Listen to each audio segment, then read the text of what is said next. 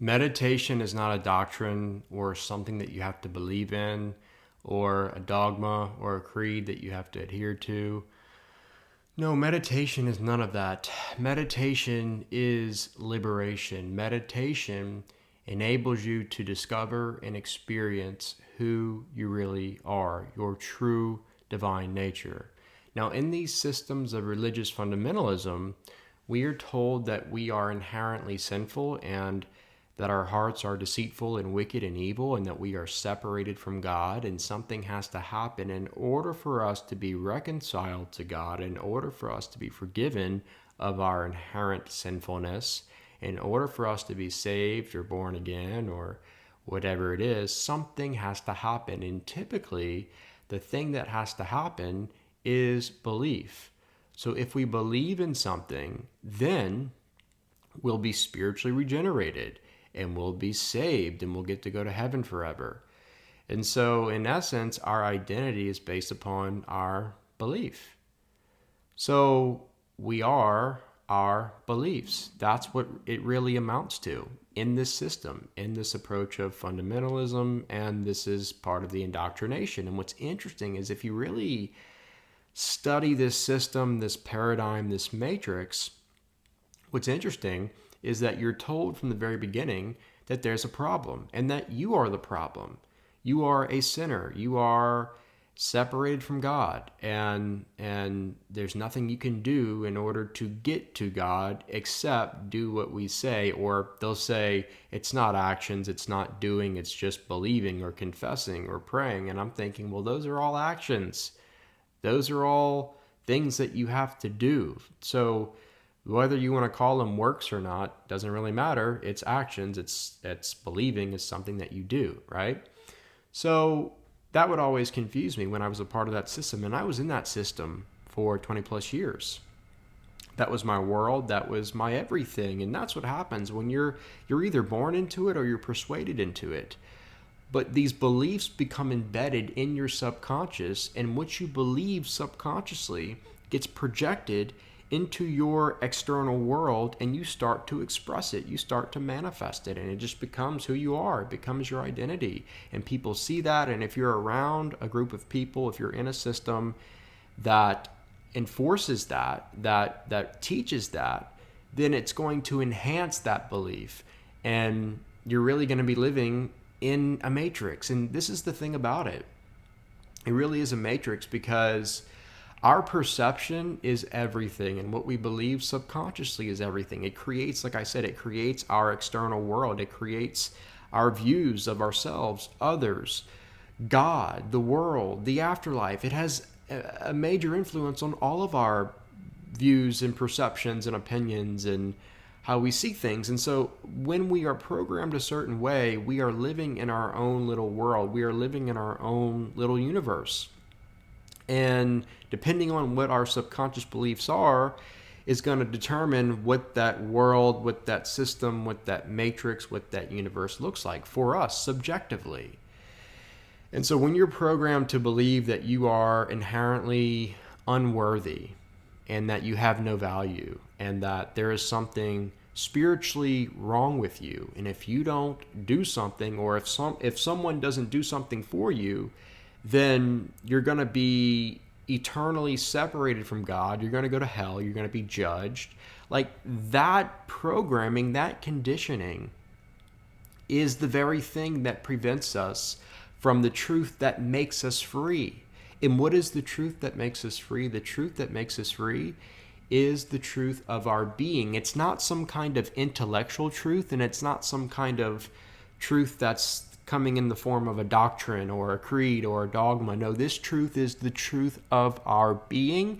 It can't be known by the finite mind. It can't be known by concept. It can't be known by theology or a belief structure or from what someone tells you. No, this can only be known through direct experience, or we could say experiential knowledge. And that is what meditation does. Meditation is the process of unlearning, letting go, losing all of the conditioning, all of the concepts, all of the identifications, all of the labels and attachments of the finite mind, of the ego so that we can move beyond all of it and become aware of the true self, of our divine nature. And notice I keep saying divine nature because this divine nature that we really are, that we directly experience through meditation, is the complete opposite of what these systems of fundamentalism are teaching us, what the indoctrination is saying. It's the complete opposite of that. And so this is something to really pay attention to, because in these systems of indoctrination and fundamentalism, what we're told is that we can't trust ourselves. Why? Because we're told that we are inherently sinful, that we're sinners. And so the last thing we would ever want to do is to trust our deceitful and wicked hearts. But then we're told that we can trust and that we should trust the man behind the pulpit, or this infallible, inerrant holy book, or the institutionalized church. And so we're supposed to put our trust in those things, but we can't trust our own inherent wisdom because we're told that we don't even have inherent wisdom. And we're told that we can't trust our intuitive hearts. And so this should cause us to question the whole system. What this system really is a system of control and power and manipulation, and it uses fear and guilt to do this. This is what it's all about. And so the fear is that you're separated from God. There's something wrong with you from the start. And if you don't do something about this, if you don't do what we say, if you don't believe in our doctrines or in our creeds, or if you don't confess this or that, then you're going to remain a sinner. You're going to remain separated and alienated from God. And then when you die, you're going to go to hell forever. That's the fear. And fear is one of the best ways to control people. So the system knows that. That's part of the matrix. The guilt comes in because the guilt is, oh, you did something wrong. You committed a sin. Now, if you don't repent, if you don't go to God and ask for forgiveness, or if you don't come to confession, then the sin that you committed is going to cause you to experience some kind of divine judgment. Or again, it goes back to fear. The fear and the guilt are kind of connected and they're used together. But that's how the system works. And again, if you're programmed to believe in these things, then these ideas and these views are rooted in your subconscious and you don't know anything different. And that's why, a lot of times when people are trying to convert other people to their religious system, to their belief structure, the people that they're trying to convert are like, this is insane. Like, I would never join this religion or this club or whatever it is that you're a part of, because it just doesn't make sense. Why? Because they're living in a completely different universe. They're living in a completely different system than the religion that you're trying to convert them to. And so it just, for them, they're like, nah, I'm cool. Like, why would I need that? Like, I'm free. I'm happy. I have peace. I'm living my life. Like, why would I want to join that belief structure? Why would I want to be a part of that system? So that's really why that happens in so many different instances. But anyways, through meditation, what we start doing, we're not even doing anything. Meditation is not about doing. Meditation is simply about being. So as we're resting in our being and we experience awakening, what we discover is that who we really are is beyond our beliefs. We have beliefs, but we are not our beliefs, and our beliefs change. But who we really are fundamentally, the pure awareness, the pure I amness that is divine, is not connected. It's not identified with anything, with any object, with any belief, with any thought, with any emotion or feeling. None of it. It's completely free of that. And as we rest in this pure being or pure awareness, this is when we experience the liberation that is not just something that we're attaining. We're not attaining this liberation because the liberation is inherent to our being. It's a byproduct of simply being who we really are. And then we start living authentically. And by the way, authenticity is the doorway for the divine energy within us to flow out of us. And we start to tap into creativity, and we start to experience this inner transformation, and it really is incredible. But this is what happens when we allow ourselves to let go of all the fear, all the indoctrination, all the things that were told to us. You see, the other thing we realize is that we are not what someone says about us, because that's another thing. That's another external idea, concept, and that's all on the level of the mind. But the true self, this pure awareness that you are, is beyond the mind. It's beyond the body. It's beyond the ego. It's beyond space, and it's beyond time. It's beyond it all. It's completely free. It's infinite. It's limitless. And it's eternal. It's beyond time. And so it's rooted right here, right now, in the present moment. And guess what? In the present moment, there is no fear. There is no guilt. There is no anxiety, because the past and the future don't exist. It's just pure isness. And that's what we experience in meditation. Now, meditation, like I said, is not about believing anything. It's a direct experience. And so we're not trying to get anything. It's not about gaining. It's about losing. It's about unlearning. It's about moving past the conditioning. And it's about reprogramming the subconscious mind. And when this happens, this is when everything starts to change in our external world.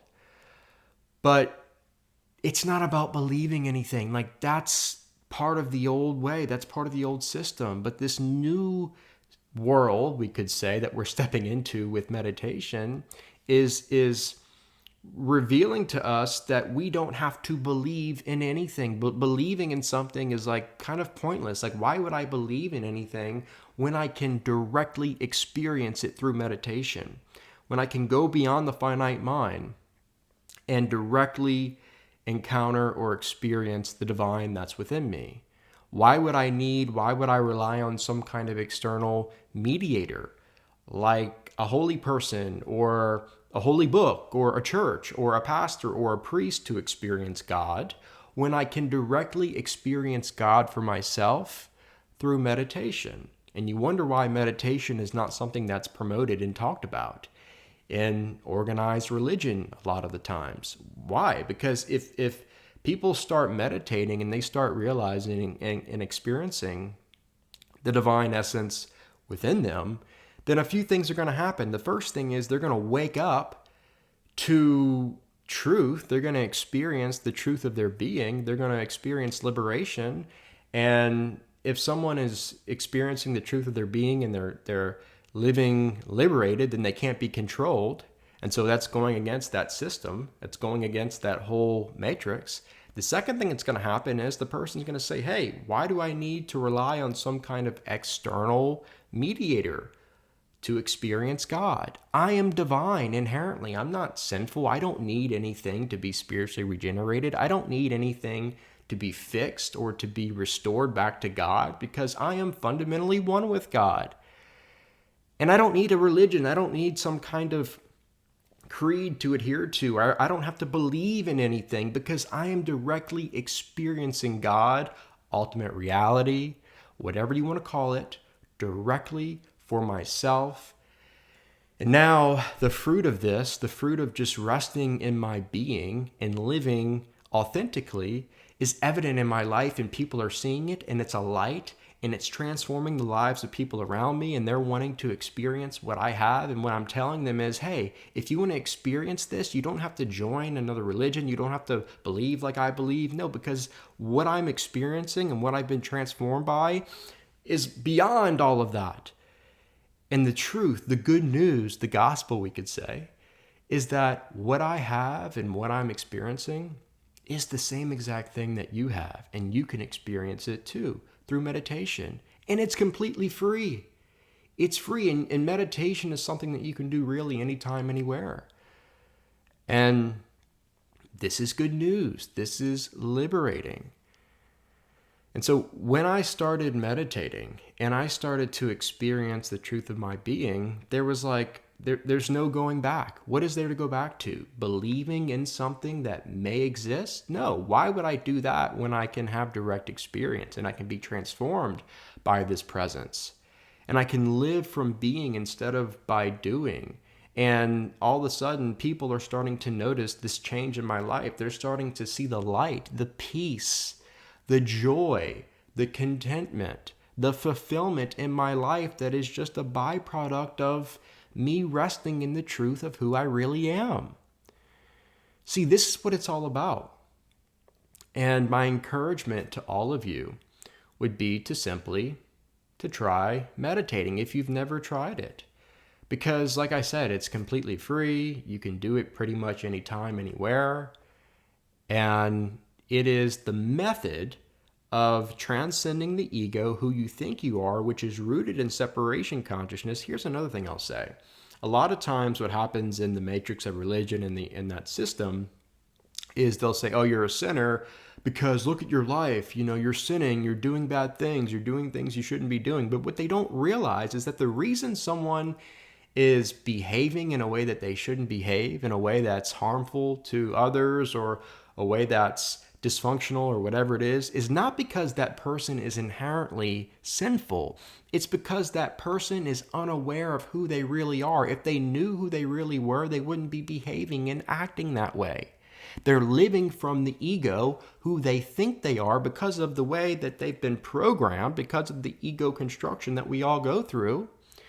And the ego, who we think we are, or the false self, is rooted in separation consciousness. And so if we're living from separation consciousness, we're going to be behaving in ways that are not in harmony with nature, with ourselves, with others, with the divine, with love. We're going to be living in a way that's completely opposite of that. But it's not because we are inherently sinful or because there's something wrong with us. No, it's because we're unaware, because we need to wake up. And meditation is the method that leads to awakening. Awakening to what? Awakening to the truth of your being. Jesus said it. You will know the truth, not believe in the truth. You'll know the truth, and the truth will make you free.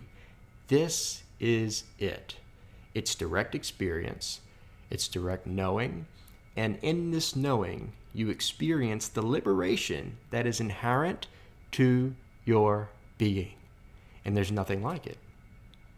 So my heart and my goal when I'm working with people, when I'm working with clients, is not to teach them new things.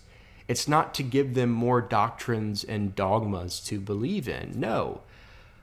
My goal is to say, hey, you know what?